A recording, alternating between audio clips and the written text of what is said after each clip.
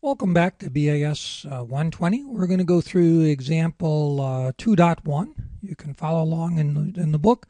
You also have this Excel spreadsheet, which is in the Blackboard, which you can download and follow along with me. And I encourage you to change it and adjust it and make it your own. So in this example, they talk about a linear demand function.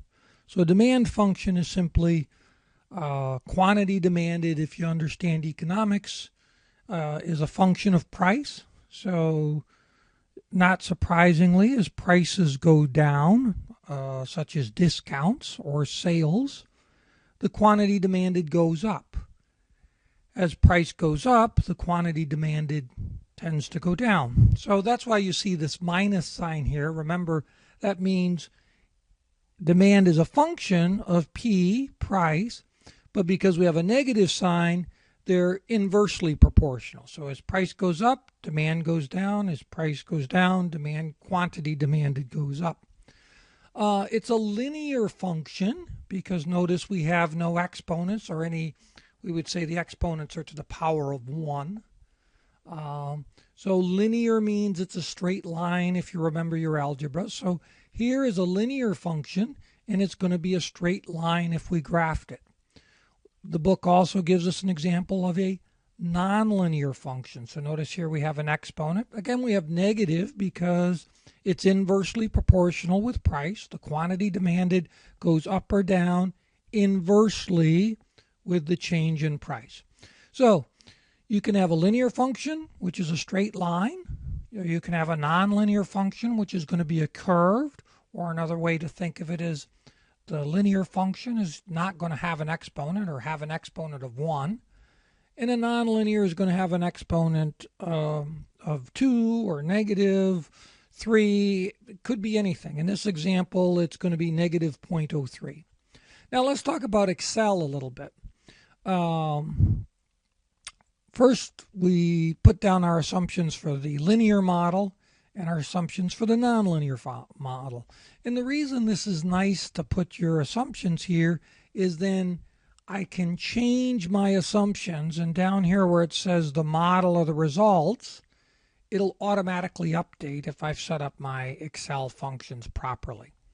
So it tells us in the book that our A and our linear function is 20,000, our B is 10. I've added this in. This is why it's in italics. I like to set this up to say, well, what price am I beginning at and what price increments? So I'll show you that in a few minutes. That'll allow you to change these just by changing these cells. The nonlinear function, it gives us the two examples, or the two assumptions. Our C is 20,000 and our D is 0.03. Now, what we've done down here for the results is notice that, and if you look up here, you'll see what the cell is. I've made this price equal to B10, which is my price beginning. Then the next cell, my price is equal to whatever this cell above is, plus the increments. Now notice we've done one thing here. We've put dollar signs around this, and that is what's called, makes it an absolute cell, because we don't want that increment changing.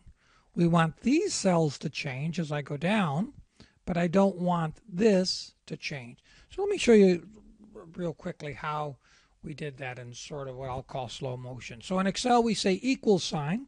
That tells Excel we're doing a formula. Well, my next price is going to be the prior price. So I go up to that cell plus whatever my increment is. Okay? Now, a handy key, because I want to lock this, you can put dollar signs in front of the B and dollar signs in front of the 11. That gets a little bit of a pain, and I'm not a big proponent of memorizing all these shortcuts in Excel, but this one's rather handy. It's the F4 function. You just hit F4, and it automatically puts those dollar signs in there for you. I hit check because I've got the formula the way I want it, and there you go. So that's how we did the price. The demand cells, we just did the same thing. We sort of looked at this function and said, let me do it for you. We said, again, we said equals, which says, it tells Excel, oh, you're putting a formula into this cell. All right, our A, right? minus our B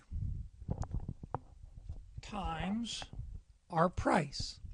Now, let's think about which of these cells we want to be absolute and which ones we want to be relative. Well, we want our price to be relative. We want it to change as I go down here. But I want to have these A and B fixed. So I'll go up here and I'll do F4 to make them absolute cells. F4, hit my check mark because I'm done, and there you go. Okay?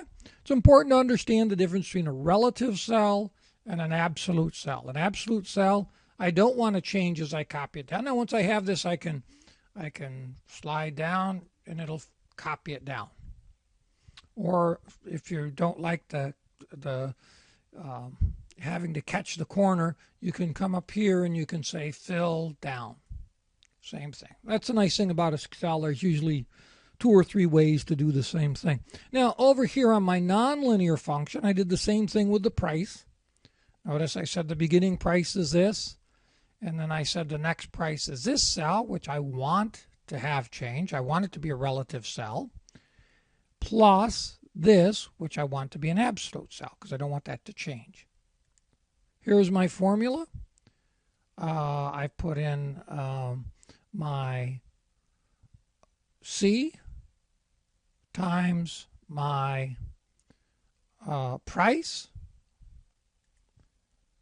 raised to, now this is a little tricky. You have to put parenthesis signs around here because if you think of, remember the math order of operations where, you know, if you don't put parentheses around here, math will say, oh, I have to do exponents first, then multiplication. So anytime you have an exponent, you want to put the parentheses around here.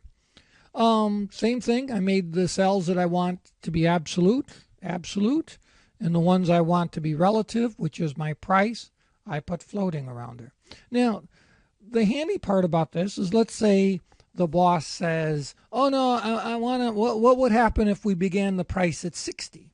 Well, if you don't set it up with the assumptions here, you end up having to go through and change your whole spreadsheet. But since we set this up with the assumptions, oh, you want it to be 60?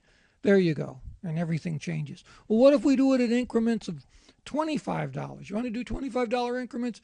There you go. Oh, what if we started at a price of 30, right? And did $50 increments? Oh, we found out that our A isn't 20,000, our A is 15,000. You know, so you have all sorts of options. And that's really the power of Excel. You can make changes, you can do what ifs. Couple key things: you've got to have some functions. You got to be able to put the functions into Excel and set it up, and then it becomes very powerful. Well, that's example 2.1. Any questions, let me know. Have a great week.